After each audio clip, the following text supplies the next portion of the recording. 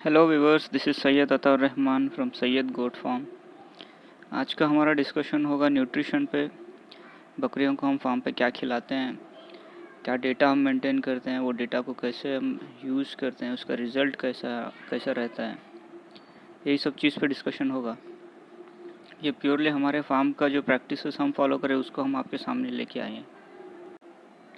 अभी जो स्क्रीन पे दिख रहा है आपको, ये हमारा फार्म का रेसिपी है, जिसमें दो हिस्सों में आता है। एक कॉन्सेंट्रेट फीड जिसको हम बोलते हैं दाना, जिसमें पैलेट है, मक्का का टुकड़ी है, राइस पॉलिश है और कॉटन केक है। इसका दूसरा हिस्सा जिसको रफेज या भूसा बोलते हैं, तूर का भूसा, चने का भूसा, सोयाबीन का भूसा, जो भी आपके फार्म के आजू बाजू में अवेलेबल है। हम लोग अपने फार्म पे तूर का भूसा ज़्यादा यूज़ करते हैं। जो लोग नए से फार्म स्टार्ट करना चाह रहे हैं उनके लिए ये एक ट्यूटोरियल काइंड ऑफ वीडियो है, तो वीडियो को कंप्लीट देखिएगा।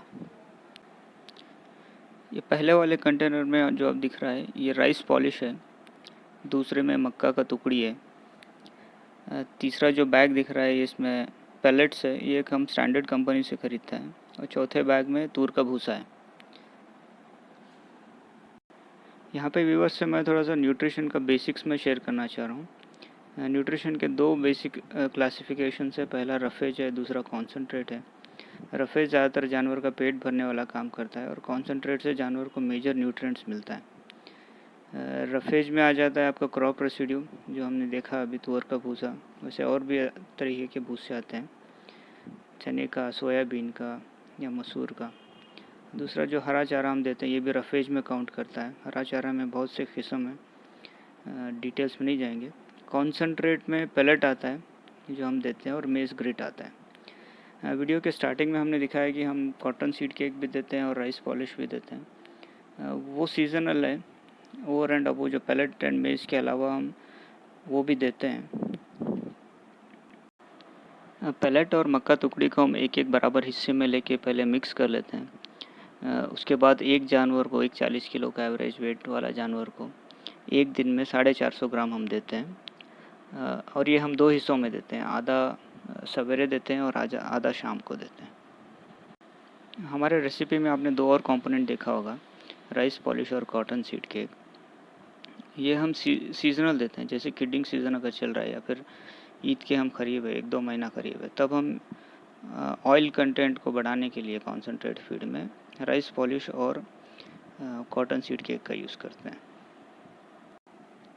ये जो क्वांटिटीज़ हम लोगों ने डिसाइड किया, 750 ग्राम्स पर डे रफेज और 450 ग्राम्स पर डे कॉन्सेंट्रेट, एक 40 kg का एवरेज जानवर में, ये कैसे डिसाइड हुआ इसके ऊपर थोड़ा सा हम डिस्कस करेंगे। इसमें दो चीज़ें हम एज एन इंडिकेटर से देखते हैं। पहला चीज़ ये कि मिल्क ईल्ड कितना निकल रहा है बकरी का। इसको देखने का एक सीधा और सिंपल तरीका ये है कि उसके जो बच्चे हैं उसका ग्रोथ रेट हम मॉनिटर करते हैं।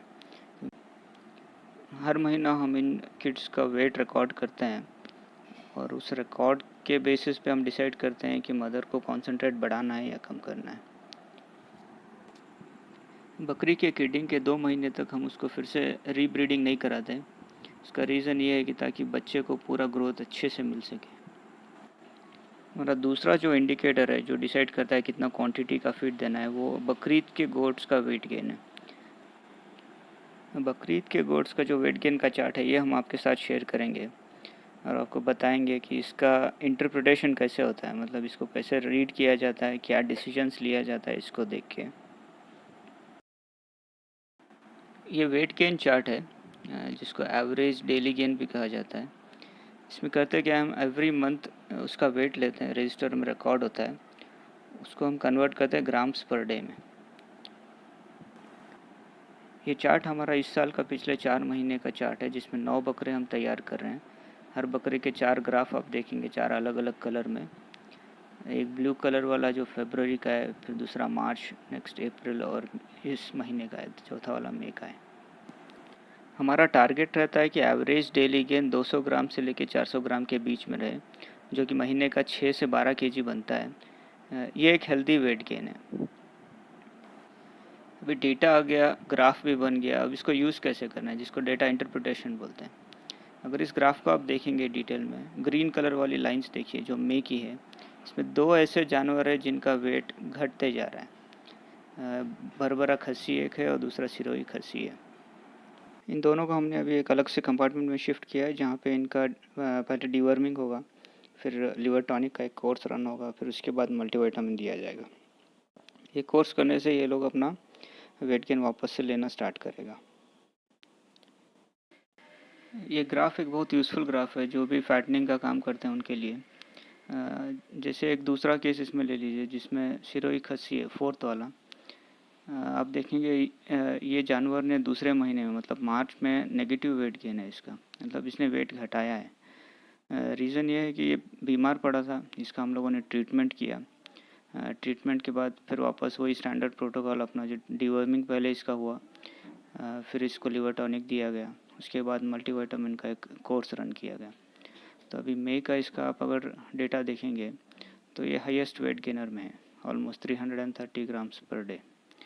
तो ये फ़ायदा होता है एक स्टैंडर्ड प्रोटोकॉल मेंटेन करने से। अगर हमारे पास सारा डेटा है सारे जानवर का, तो डिसीजन मेकिंग में एक आसानी होती है। हमारा टारगेट ये रहता है कि सारे जानवर एक एवरेज वेट गेन में मेंटेन हो, 200 से 400 ग्राम के बीच। ये जो खस्सी जानवर आप देख रहे हैं वीडियो में, ये इस साल का हमारा बकरीद का फ्लॉक है। जो ग्राफ हम लोगों ने डाला था वो इन्हीं का था। तो आप इनकी क्वालिटी देख सकते हैं कि कैसे मेंटेन्ड है। तो ये फ़ायदा होता है एक एस्टैब्लिश फार्म का, अगर हम साइंटिफिक वे में करते हैं तो आपको नज़र आता है, आपके रिजल्ट्स आपके सामने दिखते हैं।